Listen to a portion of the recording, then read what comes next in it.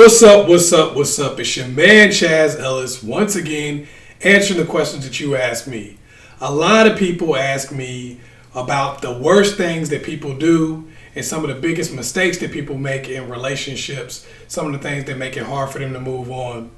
One of the biggest things that I get from when I do consultations and quick questions, one of the biggest things I see people do that I have to help them through is making preemptive strikes.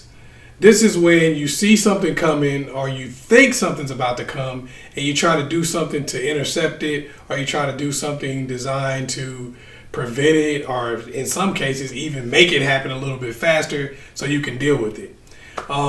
Those are one of the biggest things that I see people do. One of the biggest mistakes is making preemptive strikes. When you think someone's not feeling you, or you think someone's not necessarily getting you as much as you would like for them to, or maybe not as interested as you want them to, oftentimes one of the things that will enter our heads is to just try to end it really quickly before we get our feelings hurt, or before we get caught up or feel bad in some sort of way. This might result in you making a phone call to them or sending them a text message. I get this a lot where somebody be like, I'm not really feeling it, so I just go ahead and holler at you some other time. Or, hey, maybe we should cut this short. It doesn't seem to me like you're really feeling me, so I don't want to really keep going. People will do these things as preemptive strikes to try to keep themselves from getting hurt. Unfortunately, because you didn't let the thing take its course, oftentimes you kind of regret it afterwards, and then you kind of get in this mad scramble to get back with the person when they might have liked you all along, but just weren't necessarily moving at your pace, or didn't necessarily even know how much you liked them. So I always say, before you do a preemptive strike, never do a preemptive strike.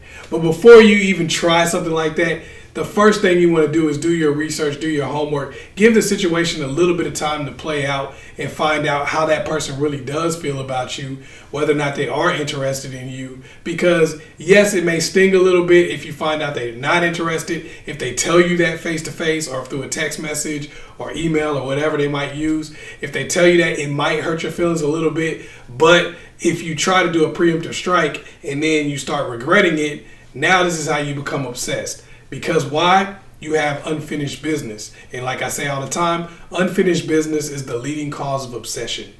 So when you do a preemptive strike, you're leaving a lot on the table. You don't know whether that person really liked you. You don't know how interested they were. You don't know if things were going to move forward. You just kind of cut it off to keep yourself from being hurt. And in the process, you also cut off all possibilities for whatever you could have had with that person.